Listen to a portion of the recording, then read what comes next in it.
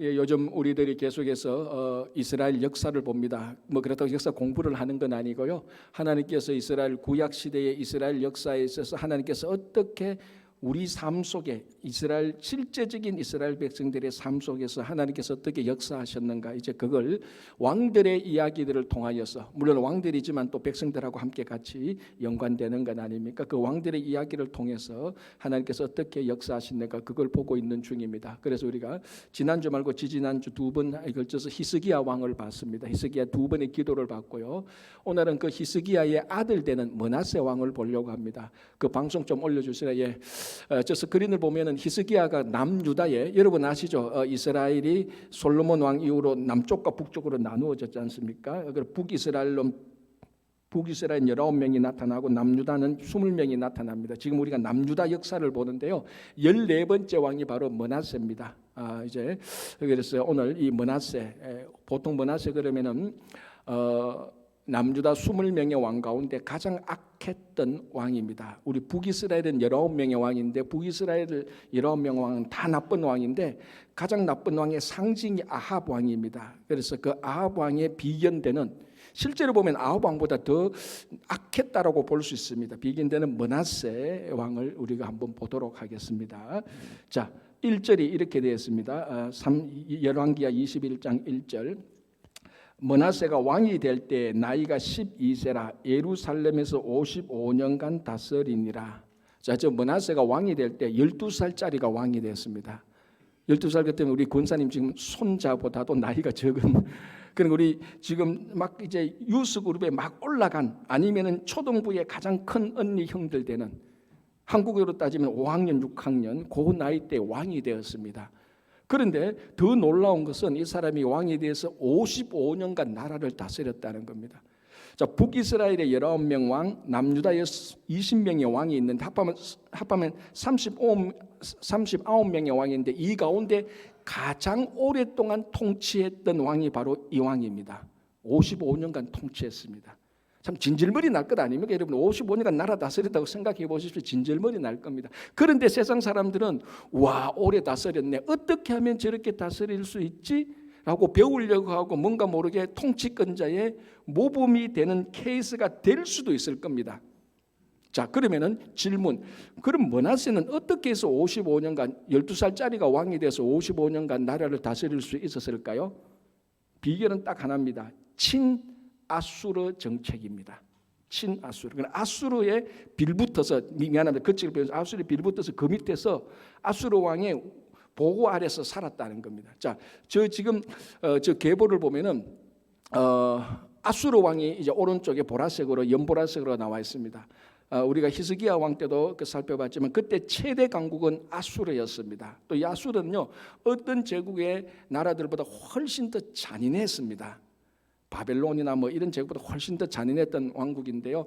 저 아수르가 히스기야 왕 때, 남유다의 히스기야 왕 때, 자, 저 계보를 보면 히스기야 왕 때 북이스라엘이 멸망하지 않습니까?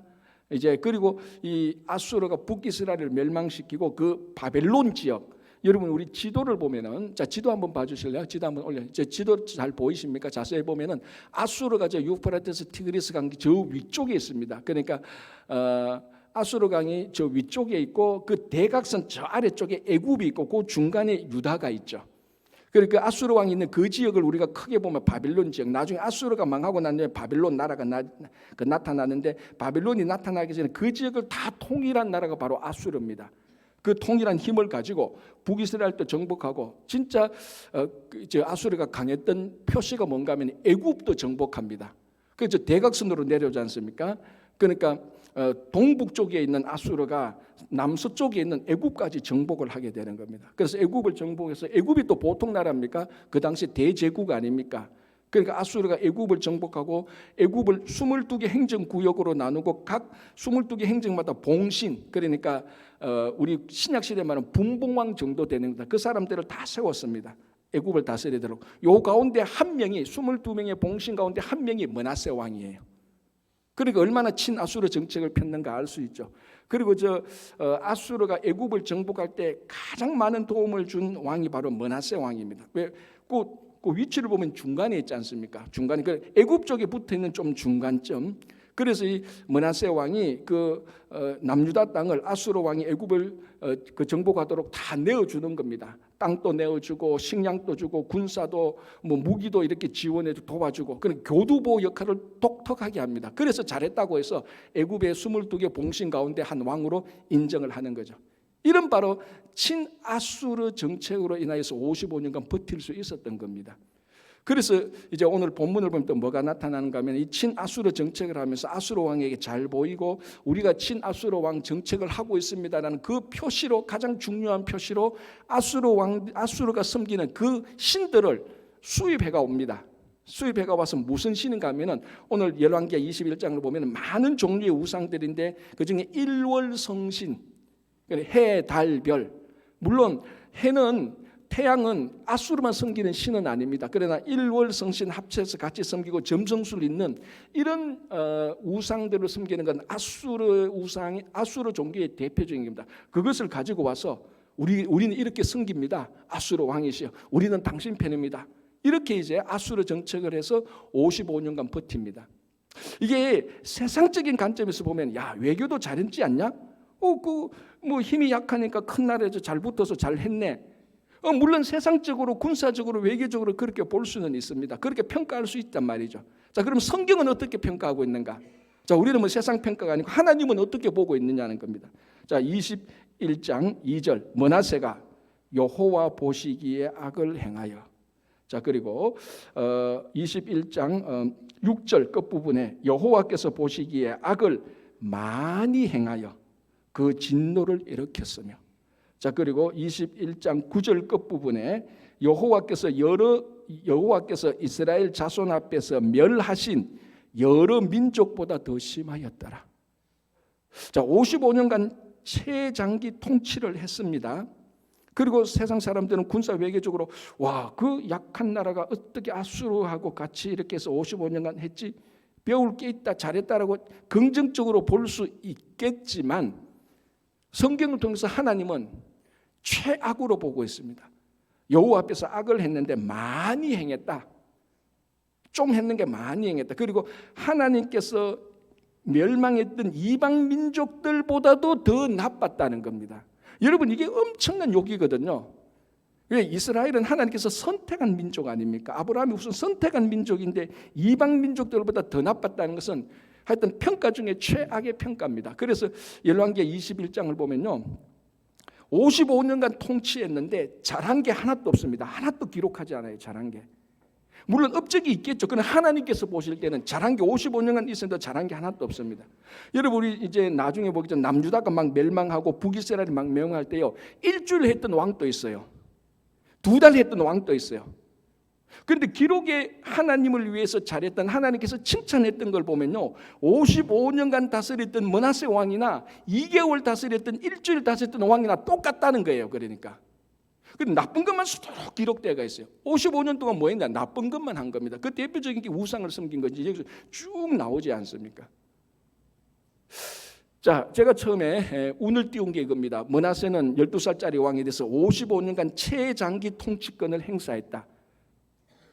자, 그런데 하나님께서 보실 때는 이 55년의 최장기 통치권이 오히려 하나님 보실 때는 악이었고 성도들인 우리를 볼 때는 그 55년 통치가 오히려 수치였다는 겁니다.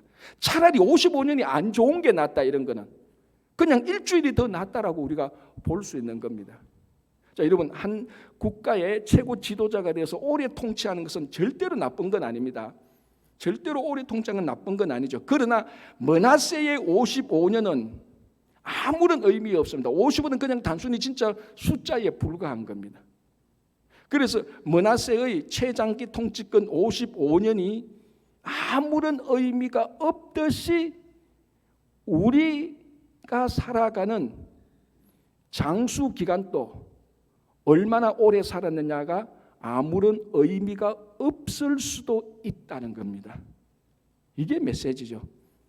자, 여러분 한 사람이 건강하게 오래 사는 거 이거 참 좋은 거예요.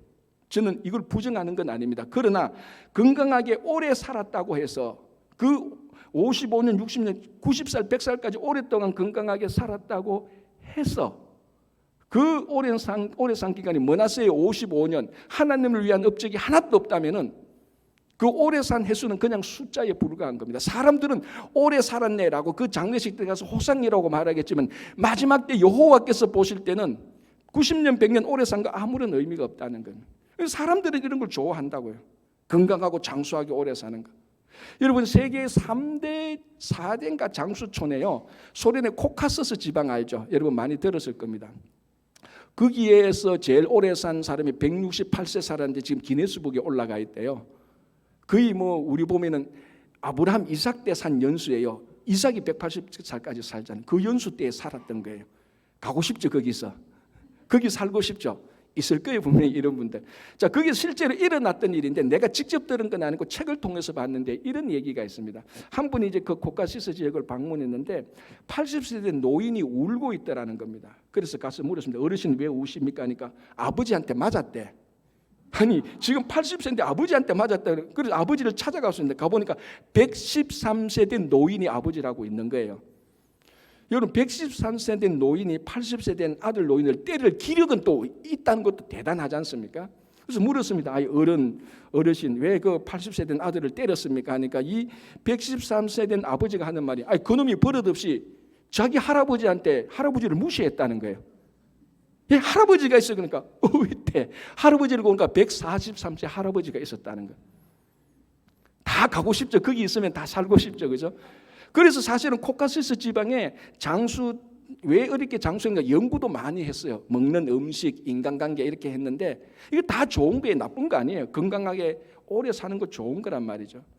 몇 년 전에 한국에서 유명했던 건배사 있지 않습니까? 9988 아시잖아요. 다 우리 어르신들. 데이케어 가면 다 가르쳐 주시잖아요. 99세까지 팔팔하게 살자고 9988이라 그러더라고요. 234도 있대요. 2, 3일 정도 앓다가 죽을 사자, 고래가 죽자 4일째. 다 좋은 거예요. 다 우리 건강하고 행복하게 사는 거 다 좋단 말이에요.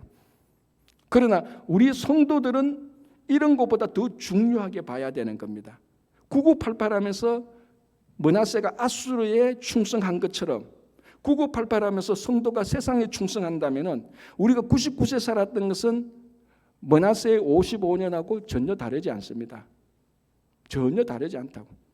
그래서 우리가 나중에 하나님 앞에 가서 심판받을 때요, 내가 몇 년 살았느냐, 하나님께서는 그거 절대로 심판하지 않습니다. 자, 우리가 하나님 심판대에 한 번도 안 가본 사람들만 있습니다. 지금 그죠? 가본 사람이 있습니까? 가보면 여기 있을 수가 없죠. 그러나 확실히 알 수 있는 게 뭡니까? 하나님의 심판대에 우리가 도달했을 때 하나님께서는 네가 이 땅에서 몇 년 살았느냐 가지고 심판의 기준은 절대로 정하지 않습니다. 20대에 죽은 사람도 있고 90대에 죽은 사람도 있습니다. 하나님은 네가 왜 20살밖에 못 살았느냐? 너 90살까지 살았으니까 잘했다. 그런 말은 한 번도 하나님께서 심판의 기준으로 삼지 않습니다. 뭘 삼습니까? 네가 얼마나 살았든지 그 살았던 동안에 어디에 충성했느냐? 세상에 충성했느냐? 하나님께 충성했느냐? 무슨 일을 했느냐? 하나님을 위한 일을 뭘 했냐? 그거 보실 거라고요. 그렇지 않습니까, 여러분? 자, 여러분, 로마 시대 때 로마 제국의 사람의 평균 수명이 몇 살인 줄 아십니까? 25살이에요, 여러분. 놀랍죠? 로마 제국 2000년 전에 평균 수명이 25살. 왜냐하면 또 유아 사망률이 많습니다. 그리고 10대 때 병 걸리면 웬만하면 다 죽지 않습니까? 로마 황제들도 그렇게 몸보신해도 일찍 다 죽습니다. 자, 로마 제국 때 25세라는 것은 거기에 예수 믿는 사람들도 다 포함된 계산치입니다. 그 당시는 25세가 평균 수명인데 요즘 우리 성도들의 평균 수명은 얼마입니까? 75세 이상이거든요. 그러면 평균 수명이 몇 배 늘었습니까? 3배 늘었습니다. 3배. 그러면 3배 늘었다면 우리가 하나님을 위해서 한 일이 25년 전 성도들, 2000년 전 성도들보다 평균 수명이 3배 늘었으니까 우리가 하나님을 위해서 일한 업적이 3배 더 있어야 되지 않겠습니까? 숫자적으로 보면. 그게 정상이죠. 그럴 자신 있습니까? 아무도 없을 겁니다. 평균 수명이 3배나 더 늘었는데 하나님을 위해서 3배 더 했다고, 3배는 뭡니까? 1배라도 더 했다고 자신할 수 있는 사람 아무도 없다는 거죠. 이게 우리들의 현실입니다. 그러니까 므낫세 55년은요 아무런 의미 없습니다. 하나님께서 우리에게 오래 살고 오래 살도록 장수한 것은요, 구약의 대표적인 우리에게 성도들에게 하나님의 자녀들에게 준 복입니다. 이걸 나쁘다는 말 절대로 안 합니다. 하나님께서 우리에게 건강하게 생명을 주고 장수하신 이 복이 진짜 복이 되려면은 세상이 아니고 하나님을 바라보고 살아가야 됩니다. 그게 진짜 장수하는 복을 누리는 겁니다. 9988이 이게 복이 아니고, 우리는 몇 년을 살든 앞으로 몇 년을 더 살든 우리는 앗수르에 충성하거나 세상에 충성하는 게 있고, 하나님에게 충성하고 하나님의 일을 얼마나 앞으로 많이 남기느냐, 그게 우리 평균 수명이 더 늘어난 하나님께서 우리에게 장수하도록 준 그 은혜에 보답하고 그 장수의 복이 진짜 복이 되도록 하는 방법이라는 것입니다. 그 날이 바로 오늘이 되시기 바랍니다. 오늘부터 하나님의, 내 평생 얼마나 살지 모르겠지만 오늘부터 하나님의 일을 위해서 하나님께 충성하고 살면서 하나님 앞에 심판받을 때 하나님 앞에서 했던 그 연수 가지고 여러분 좋은 심판 받으시기 바랍니다. 자, 21장 3절이 이렇게 되어 있습니다. 그의 아버지 히스기야가 헐어버린 산당들을 다시 세우며 이스라엘의 왕 아합의 행위를 따라 바알을 위하여 제단을 쌓으며 아세라 목상을 만들며 하늘의 1월 성신을 경배하여 섬기며 여호와께서 전에 이르시기를 내가 내 이름을 예루살렘에 두리라 하신 여호와의 성전의 제단들을 쌓고 또 여호와의 성전 두 마당에 하늘의 1월 성신을 위하여 제단들을 쌓고, 자, 그 다음에 또 나오는데요. 이건 뭔가 하면은 친아수르 정책을 하기 위하여서 므낫세가 했던 우상 숭배의 백화점입니다. 우상 숭배가 여기 다 들어가 있습니다. 자, 이 므낫세가 악행을 했던 우상 숭배는 세 가지 특징이 있습니다. 첫 번째는요, 친아수르를 위해서 1월 성신을 섬겼다는 것. 그건 제가 조금 전에 봤고요. 두 번째 특징이 뭔가 하면 여기 보면은 히스기야가 헐어버린 산당들을 다시 세웠다는 겁니다. 자, 여러분 성경에 대해서 좀 아시는 분들은 이 남유다의 왕이 되면은 항상 나중에 평가가 뭐냐면은 산당을 세웠는지, 산당을 헐어버렸는지, 산당은 폐하지 못했다는 이런 평가가 나옵니다. 자, 그래서 어떤 학자는, 구약의 정통한 학자는 이스라엘의 왕들을 평가하는 중요한 기준이 산당이다 이렇게 말합니다. 산당을 폐해버린 왕, 두 왕이 있죠. 히스기야 왕과 요시야 왕입니다. 신구약 앞에서 39명의 왕건데 이 두 왕만 산당을 다 없애버렸습니다. 그리고 므낫세는 최악이죠. 헐어버린 산당을 다시 세웠습니다. 최악이죠. 그리고 다른 왕 여호사밧이나 우시야 왕 중상 정도 잘했지만 마지막에 잘못했던 왕들. 그 초기 때는 굉장히 잘했습니다. 우시야 왕 같은 경우는요, 초기 때 잘했던 거 그대로 갔다면요, 요시야나 히스기야 왕보다 더 위대해질 수 있는 왕이었습니다. 이런 왕조차도 산당은 없애지 못했어요. 그러니까 산당을 세우고 산당을 없애지 못했던 반면에 다른 왕들은 히스기야나 요시야 왕은 산당을 없애버렸습니다. 산당이 그래서 산당을 세우느냐 없애느냐 유지하느냐에서 왕의, 하나님 앞에서 왕의 평가가 딱 나누어지는 겁니다. 자, 이 산당이 뭔가 하면요, 이스라엘 백성들이 출애굽에서 여호수아를 리더로서 요단강 건너고 가나안에 들어가지 않습니까? 가나안에 들어갔을 때 거기 가나안 족속들이 있고, 이 가나안 족속들이 산에 있는 사원들을 세워서 자기들이 섬기는 우상을 섬기는 집이었습니다. 템플 사원이었죠. 산당에서 대표적인 우상이 뭔가 하면 바알신과 아세라 목상입니다. 그 바알신과 아세라는 사실은 부부신이에요. 우상 부부예요. 다른 신들도 있지만 이게 가장 대표적인 가나안 산당에서 섬긴 우상들입니다. 자, 이게 이스라엘 백성들이 가나안에 들어오기 전부터 가나안 지역의 뿌리처럼, 뿌리가 쫙 퍼지는 것처럼 그 가나안 지방에 지방 곳곳에 산당들이 다 있습니다. 여기서 바알과 아세라를 섬겼죠. 그래서 이스라엘 백성들이 와서 이방 민족을 계속해서 정복하면서 하나님, 유일신 하나님을 다 전파하고 나중에 솔로몬 때는 성전을 세웁니다. 예루살렘 성전을 세웁니다. 이때까지 산당들이 계속해서 있어 왔죠. 그런데 이제 산당들이 점점 정복되면서 산당들에서 하나님을 섬기기 시작했습니다. 그 대표적인 산당이 기브온 산당이죠. 기브온 산당에서 솔로몬이 1000번제를 드렸지 않습니까? 그리고 난 다음에 이제 성전을 짓죠. 그러면 예루살렘 성전이 세워지고 거기서 하나님을 섬기면 산당이 없어져야 되는데 전혀 그렇지 않습니다. 지방 구석구석에 산당들이 계속 있습니다. 왜 이렇게 산당들이 없애기가 어려웠는가? 첫 번째는 이미 거기 가나안 지방에 산당들이 전국적으로 분포되어 있고 예루살렘 성전은 예루살렘 한 군데만 있으니까 지방 사람들이 예루살렘까지 못 올라오는 겁니다. 그런 불편함도 있고, 문제는, 제일 큰 문제는 이 산당을 중심으로 그 지역에 정치 세력하고 정치와 종교 세력이 서로 연합해서 그 지역의 권력을 행사하던 바로 센터였습니다. 그 지방 토호 세력들이 정치 종교 행사하는 지역이 바로 산당입니다. 그래서 여호사밧이나 우시야 왕이 그렇게 초기 때 강력해도 지방에 있는 산당을 없애면은 모든 산당에 있는 지방 토호 세력들이 다 들고 일어나서 저항이나 반란을 일으키기 때문에 그게 두려워서 못했던 겁니다. 정치적으로 보면. 그런데 요시야하고 히스기야 왕은 그걸 각오하고 목숨 걸고 산당들을 제거한 겁니다. 그런데 자기 아버지 히스기야 왕이 산당을 제거했는데, 없앴는데 이 므낫세가 떡하니 다시 세우는 겁니다. 이게 얼마나 악한 일입니까?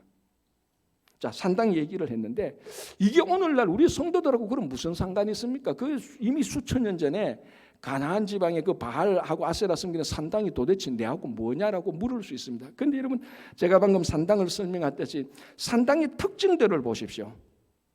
오래되었고 구석구석까지 다 뻗쳐져 있습니다.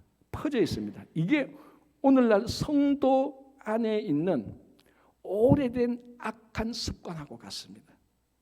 예수 믿기 전에 있었던 습관, 여호수아가 가나안에 들어오기 전부터 있었던 산당들, 중간에 예수 믿던 사람들, 예수 믿기 전에부터 있었던 여러 가지 악한 습관들 또는 중독 현상들, 이게 오늘날 우리 성도들이 남아있는 산당들하고 똑같은 현상들입니다. 정상들입니다. 그래서 이스라엘 백성 남유다에 산당이 남아있는 한 온전히 하나님을 섬기는 국가가 안 되었습니다. 그걸 히스기야와 요시야가 알고 그것을 그래서 제거한 거죠. 온전히 하나님을 섬기기 위해서 산당을 제거했던 겁니다.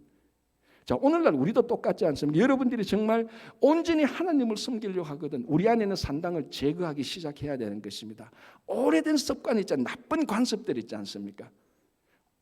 중독 현상들이 있지 않습니까? 술과 마약과 도박 같은 이런 중독들, 이런 것들은 오래되어야 우리 마음에, 우리 삶 속에 인베이듯이 다 스며든 겁니다. 산당이 가나안에 다 스며들었던 것처럼 악한 습관과 중독이 우리 삶 속에 다 스며들어 있습니다. 이걸 제거하는 첫날이 오늘 되셔야 된다는 겁니다.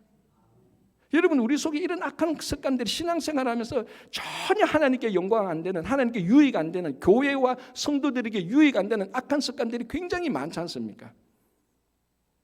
일일이 리스트를 다 작성 안 해도 중독 현상들 다 있지 않습니까? 그래서 오늘 이걸 보면서 므낫세가 이걸 세웠다? 이건 악 중에 악인 겁니다. 혹시 여러분들 여기에 발을 담그거나 손을 담그고 있으면 당장 빼시기 바랍니다. 여기에 빠져들잖아요. 이건 회복 불가합니다.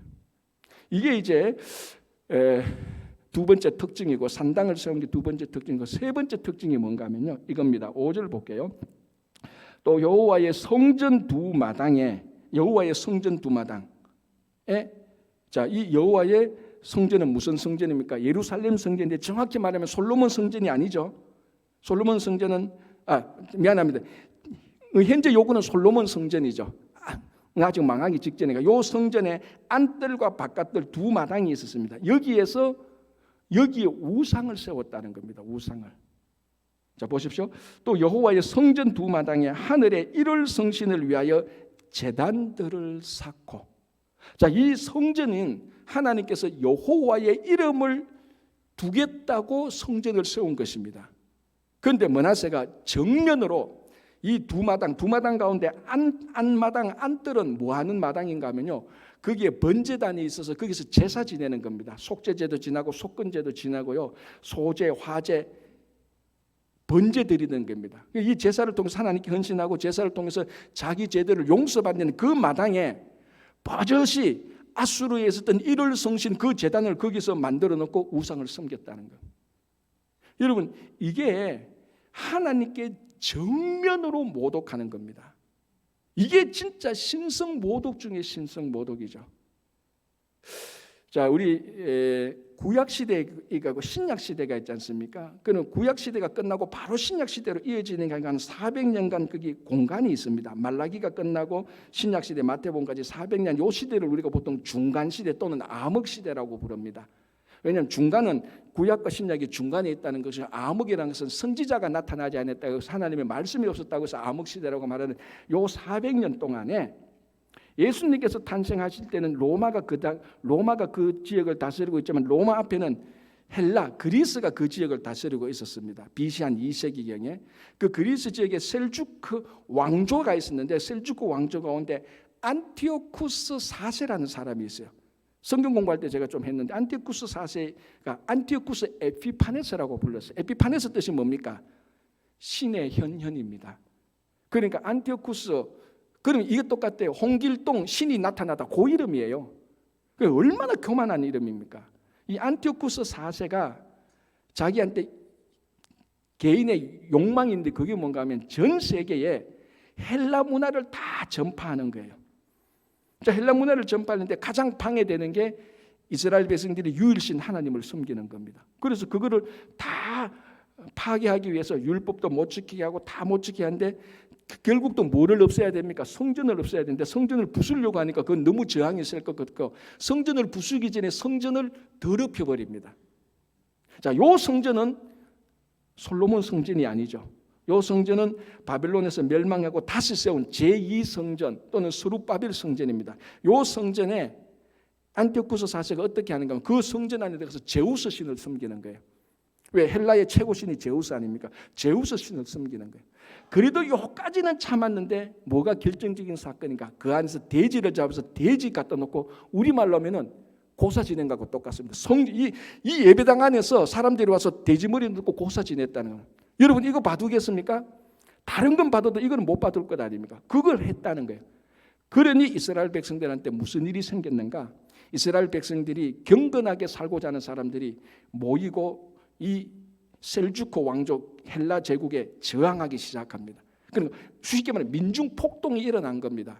이게 내가 못 살겠다 갈아보자 이게 아니고, 경제적 문제가 아니고 성전에 돼지를 두고 제우스 신을 섬기고 이러니까 이 사람들이 폭발한 겁니다. 이거는 견디지 못했다. 그래서 모였던 사람, 경건한 사람을 하시딤이라고 말하고, 하시딤의 한 분파가 우리가 알고 있는 바리새인들이에요. 여기서 바리새인들이 출발한 겁니다. 그리고 바리새인들은 처음에 굉장히 경건한 사람으로 출발한 거예요. 이때 이제 마카오 형제가 나타나서 그래서 셀주크 왕조하고 싸워서 이깁니다. 그래서 독립을 얻어내요. 그리고 성전을 다시 찾아서 성전을 다시 정결하게 합니다. 이 날이 무슨 날? 이 날이 하누카예요. 하누카. 유대인들이 12월 초에 성탄절 앞에 막 마을에서 춤추고 하는 바로 그 하누카. 자, 이게 원조가 뭐냐면, 지금 무슨 얘기를 하는가 하면은, 다른 건 다 참았는데 성전을 더럽히고 성전 안에 들어와서 이방 신을 섬기는 것은 이스라엘 백성들이 못 참았습니다. 목숨 걸고 저항했다는 거예요. 자, 그 일을 므낫세가 한 거예요. 자, 므낫세하고 안티오쿠스 4세하고 차이가 뭡니까? 안티오쿠스 4세는 이방인이에요. 므낫세는 아브라함의 후손이고 다윗의 후손이란 말이죠. 똑같이 나쁜 일을 했는데 누가 더 나쁜 일을 한 겁니까? 므낫세가 훨씬 나쁜 일을 했죠. 왜? 이 므낫세는 이방인이 아니란 말이에요. 그런데도 버젓이 성전 안에서 일월 성신 제단 갖다 놓고 섬긴단 말이에요. 정면으로 하나님을 모독합니다. 그래서 므낫세가 최고로 악한 왕이라는 겁니다. 자, 그러면 오늘날 이 므낫세가 했던 거 보고 오늘날 교회와 성도들을 보면 차이가 많이 나는 것처럼 보이지 않습니까? 어느 교회에 부처 신상 갖다 놓고, 어느 교회에 일월 성신 섬긴한다고 해서 신상 갖다 놓고 있는 교회 하나도 없어요. 여러분 성도 집에 혹시 하나 부처상 있습니까? 없잖아요. 그 무당한테 점처럼 가서 받은 그 이상한 거 붙여놓은 거 있습니까? 없죠. 있어요? 제가 한국에서 신방 갈 때 딱 한 집 봤어요. 처음 예수를 믿었어요. 처음 예수를 믿어. 아직까지 예수 믿는 거 모르는데 세 가지고 등록한데 보니까 예수를 처음 믿는 거. 집에 가 보니까 이게 이건 돈 들어오는 부족이고 이거는 건강 부족 덕지 붙어 놨어요.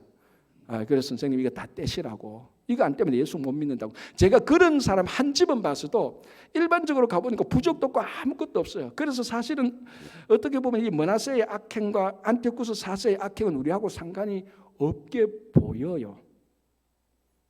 그런데 진짜 상관이 없을까요? 자, 사도 바울이 뭐라고 말했습니까? 우리를 두고 너희가 성령이 거하는 성령의 전인 줄 모르느냐? 너희가 성전이라 그랬습니다. 우리가 성전이라고. 바울이 말하는 너희가 교회다는 겁니다. 우리 하나하나가 성령께서 역사하는 우리 한 사람 한 사람이 교회라고 말했습니다. 우상이 뭡니까? 우상의 정의가 뭡니까? 하나님보다 더 사랑하는 것, 하나님보다 더 가치를 두는 것. 그거는 무엇이든지 간에 다 하나님은 우상입니다. 하나님보다 더 좋아하는 사람이 있습니까? 여러분 그것도 우상이에요. 하나님보다 더 좋아하는 사람, 하나님보다 더 좋아하는 물질이 있습니까? 우상이에요. 하나님보다 더 좋아하는 취미가 있습니까? 그거 우상이죠. 자, 여기서 나 우상 하나도 없어라고 말할 사람 있습니까, 여러분? 혹시 모르는데 제가 여러분의 속마음을 몰라서 근데 지금 또 예배 드리면서 말씀에 관심 없고 어제 골프를 쳤는데 이러면 이제 우상으로 가는 길이에요. 그게 우상이다라기보다는 설교가 왜 이렇게 빨리 끝나고 오늘 빨리 가서 한 번 더 가야 되는데 그러면 이 하나님보다 더 가치를 두는 우상으로 가는 길하고 다를 바가 없어요, 여러분. 그럼 이걸 진짜로 진심으로 받아들이면 여러분 끔찍한 일 아닙니까? 안티오쿠스 4세가 성전에서 돼지를 두고 제사 드린 것, 므낫세 왕이 성전에서 그 성전에서 일월 성신을 섬긴 것, 그게 우리가 하나님보다 더 좋아하는 우상을 섬기는 것하고 같다니까요. 다르지 않습니다, 여러분. 이걸 정말 진지하게 들으면요 소름이 돋죠. 영적 소름이 돋아야 됩니다. 야, 내가 지금 이 일을 하고 있는 거 아니야? 내가 지금 이 일을 하고 있는 거야. 내가 정말 하나님보다 더 가치를 두고 사랑 두고 있는 게 몇 개 있는데 그러면은 내가 성전인데 하나님은 서열 따지면 4등 5등인데 그거 다 여기에 해당되는 거예요, 여러분. 죄송하지만. 그러니 하나님의 은혜죠. 아직 우리를 살려두고 있으니 이런 일을 해도 버젓이 살고 있으니 이런 일을 하고도 자기는 하나님 제리를 섬긴다고 버젓이 말하고 있는 그것을 듣는 하나님이 우리를 살려두고 있으니 하나님의 은혜죠. 오늘부터 여러분 냉철하게 봐서 하나님보다 더 섬기고 있는 것, 더 가치 두고 있는 것 있습니까? 우상일까가 아니고 우상입니다. 제거하기 시작하시기 바랍니다. 오늘이 그 첫날이 되시기를 바랍니다. 자, 역대하 보겠습니다. 역대하 이게 33장 10절에서 13절인데요. 33장 10절을 볼게요. 여호와께서 므낫세와 그의 백성에게 이르셨으나 그들이 듣지 아니하므로.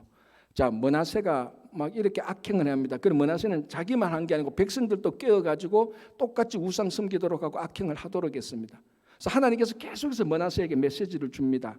안 듣습니다. 자, 열왕기하 21장 10절을 보면요, 많은 모든 선지자들이 므낫세에게 메시지를 전했다 그랬습니다. 왕이여 이러시면 안 됩니다. 하나님 섬겨야 됩니다. 이 성전에 우상 제단이래요. 이게 어디 있습니까? 계속 선지자들이 여러 개 말을 했습니다. 그래서 전승에 의하면은 이사야도 므낫세에게 그런 말을 하다가 톱으로 잘려 죽었다는 전승입니다. 전승이니까 신빙성은 없겠죠. 그만큼 하나님께서 므낫세를 향해서 많은 메시지를 많은 사람들이 줬습니다. 안 듣습니다. 자, 오늘 이 므낫세의 얘기를 보면요, 하나님께서 어떻게 죄악을 심판하는 단계가 나옵니다. 첫 번째는 뭡니까? 잘못했을 때 말로 합니다. 메시지를 줍니다. 근데 안 듣습니다. 1단계죠. 2단계가 뭡니까? 자, 볼까요? 11절에 여호와께서 아수르 왕의 군대 지휘관들이 와서 치게 하시매, 치게의 동그라미를 치시기 바랍니다. 치게 하시매 그들이 므낫세를 사로잡고 쇠사슬로 결박하여 바벨론으로 끌고 간지라. 그가 환난을 당하여. 하나님께서 작정하시고 한 사람을 회개시키려고 하면요, 계속해서 메시지를 줍니다. 안 듣잖아요. 하나님께서 그 사람을 칩니다. 이게 두 번째 단계죠. 자, 친다는 것은 우리가 환난을 당한다는 것은 재앙을 당하는 거죠. 건강이나 재산이나 가정이나 직장이나 인간관계나 내 내면적 말할 수 없는 괴로움이나 하나님께서 이렇게 치는 겁니다. 자, 그런데 12절에 그가 환난을 당하여, 자 그래서 이거 므낫세는 어떻게 치게 됩니까? 아수르 왕이 므낫세를 데리고 바빌론으로 끌고 가버립니다. 아니 친아수르 정책인데 왜 끌고 가느냐 하면은 잠시 약간 이 므낫세가 반아수르 정책을 잠시 편 적이 있습니다. 그런데 아수르 왕이 그걸 알고 딱 잡아가지고 바빌론으로 끌고 가버렸습니다. 어떻게 끌고 갔다가 쇠사슬로 결박해서 양쪽 발에 쇠사슬 착고를 채워서 쇠사슬로 끌고 갔습니다. 어디서 어디까지? 이스라엘에서 바벨론까지 짐승 끌듯이 쭉 끌고 가서 일국의 왕이 짐승처럼 끌려갔습니다. 끝까지. 하나님이 친 거죠. 어떤 사람은 여러 가지 재앙인데 이 므낫세는 그렇게 치습니다. 환난을 당한 거죠. 이 하나님 두 단계인데 다행히 므낫세가 이 환난을 당하고 하나님을 발견하고 회개를 합니다. 저는 개인적으로 이 부분이 너무 불편해요. 하나님, 므낫세는 회개하고 살려주면 안 되잖아. 내 주변에 므낫세 못지않은 악인들이 있는데 그 사람들 하나님께 이렇게 회개하면 그 사람들 안 죽으면 나 너무 억울해요. 제가 고백하는데 하나님 이런 인간은 그냥 죽어야 됩니다. 영원히 지옥불에 가야 돼요. 그런데 회개를 했단 말이에요. 그래서 마지막에 진짜 하나님이 여호와가 하나님인 줄 알고 왕위로 다시 복권이 돼요. 자, 여러분 여기서 그래서 첫 번째 우리 메시지가 뭔가 하면은 이런 두 번째 단계. 자, 그러면 하나만 더 말해요. 세 번째 단계는 뭡니까? 쳐도 말 안 들으면요 하나님께서 로마서에 나온 것처럼 그냥 렛댐고 그냥 놓아둬요.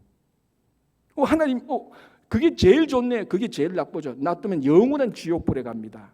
영원한 지옥불에 갑니다. 그냥 지옥불에 영원한 지옥불에 갑니다. 우리 부모도 자식 다룰 때 그랬지 않습니까? 자식 말로 계속 합니다. 그러지 마. 안 들으면 어떡합니까? 무력 형사, 실력 형사 나가잖아요. 해초리를 때리는지. 미국에서는 그러면 안 됩니다. 한국 얘기라 치고 더 강한 재앙을 줍니다. 그래서 진짜 안 들으면 잘 안 생기는 케이스인데 마지막 단계는 어떤 겁니까? 너 나하고 상관없다. 호주 백으로 렛댐고 하는 겁니다. 똑같아요, 이 단계. 그런데 다행히 므낫세가 두 번째 단계에서 실컷 당하고 짐승처럼 끌려가고 난 다음에 하나님을 발견했습니다. 여러분 제일 좋은 게 뭡니까? 제일 좋은 거는 이렇게 심판 안 당하는 것이고, 그런데 우리가 심판 안 당할 만큼 죄 안 짓는 사람 없잖아요. 다 잘못입니다. 그래서 하나님께서 늘 말씀을 하십니다. 제일 좋은 건요 1000마디에 알아듣고 돌아오는 겁니다. 그게 오늘 이 시간에 여러분들에게 1000마디가 되기를 바랍니다. 이 예배가 1000마디가 되기를 바랍니다. 이거 안 하면요 재앙까지 갑니다. 저 분명히 말씀했습니다. 재앙 당하고 저한테 말씀하지 마십시오. 1000마디에 듣고 그렇구나 하고 돌아오면 됩니다. 그게 오늘 이 시간이 되고, 여기 첫 번째고요. 두 번째는 뭔가, 그럼 이 므낫세가 회개했는데, 자, 이 너무 많은 악을 저지른 므낫세가 회개했기 때문에 우리가 므낫세가 어떻게 회개했냐고 므낫세에 초점 맞추는데, 오늘 이 본문의 초점은 므낫세가 아니고 하나님이에요. 자, 11절 여호와께서 아수르 왕과 군대 지휘관들이 와서 치게 하심에, 누가 므낫세를 회개시켰습니까? 하나님이. 그래서 저는 처음에 이 본문이 불편했대요. 하나님 왜 므낫세를 회개시킵니까? 놔두죠. 55년 통치하다 그냥 죽도록 놔두고 영원한 지옥불에 가야 되지 않습니까? 그런데 하나님이 므낫세를 회개시켰단 말입니다. 이게 하나님의 사랑입니다, 여러분. 여러분 하나님의 사랑은요 므낫세의 어떤 악행보다 더 위대합니다. 더 큽니다. 저는 진짜로 이 본문이 불편했는데 이제는 많이 알겠어요. 하나님의 그 사랑이 얼마나 컸는지, 므낫세의 그 악행의 악행보다 더 큰 게 하나님의 사랑입니다. 그렇다면은 우리가 하나님 앞에 못 돌아갈 이유가 없지 않습니까? 여러분 므낫세도 하나님께서 사랑으로 받아주신 분이에요. 하나님께서 우리도 사랑으로 받아주시는 거예요. 여러분 여기 로마서 8장 36절 38장 39절 우리가 잘 아는 건데 제가 정확히 한번 읽어드릴게요. 사도 바울이 이렇게 고백합니다. 내가 확신하노니 사망이나 생명이나 천사들이나 권세자들이나 현재일이나 장래일이나 능력이나 높음이나 깊음이나 다른 어떤 피조물이라도 우리를 우리 주 그리스도 예수 안에 있는 하나님의 사랑에서 끊을 수 없느니라.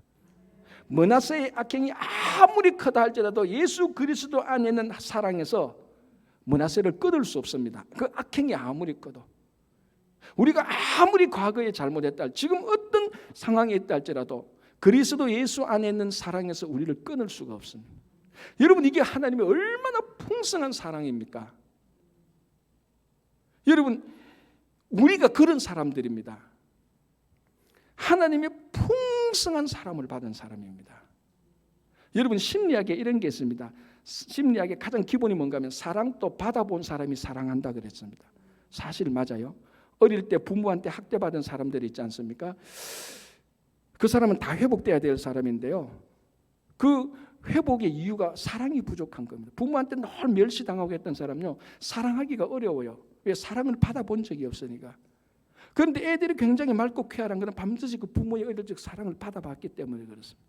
똑같은 것 아닙니까? 영적 심리가 어떻습니까? 우리가 하나님의 말할 수 없는 므낫세의 악행을 극복하는 하나님의 사랑을, 풍성한 사랑을 받은 사람이 우리입니다. 그런데 왜 우리 모습은 이 모양입니까?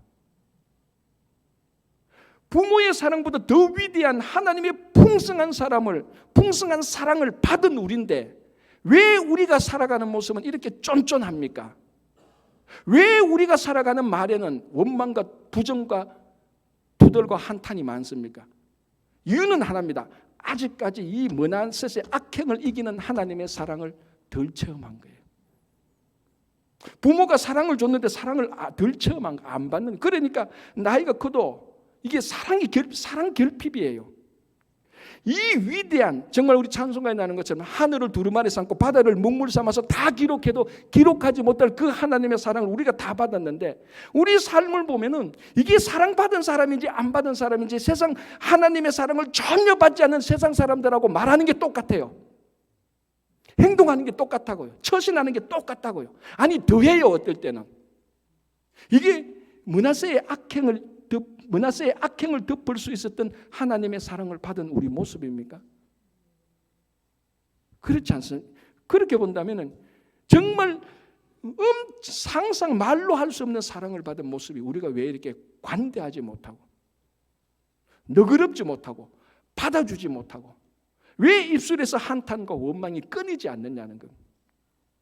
여러분, 하나님의 사랑은요, 우리 다 뭉쳐서 온갖 악행을 대해도 하나님이 한번 사랑하면 다 녹아질 수 있는 사랑입니다. 그 사랑을 우리가 받은 것 아닙니까?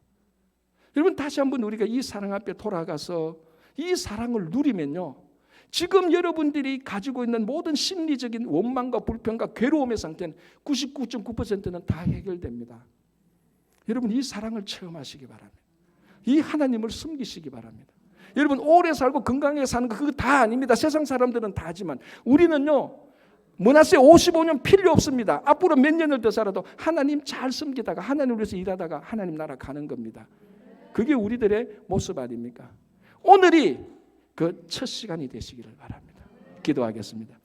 하나님 아버지, 므낫세의 악행을 보면서 이보다 더 위대한 하나님의 사랑을 봅니다. 주님, 우리 안에 므낫세의 악행이 있다 할지라도 그것을 넉넉하게 덮었던 우리 아버지 하나님의 사랑을 체험하는 첫 시간이 되게 하고, 이 위대한 하늘을 두루마리 삼고 바다를 먹물 삼아도 다 기록할 수 없는 그 하나님의 사랑을 체험한 우리가 앞으로 세상에 나가서 세상 사람들이 전혀 경험하지 못했던 그 사랑을 경험한 우리가 빛과 소금으로 살아갈 수 있도록 인도하여 주시옵소서. 예수님 이름으로 기도합니다. 아멘.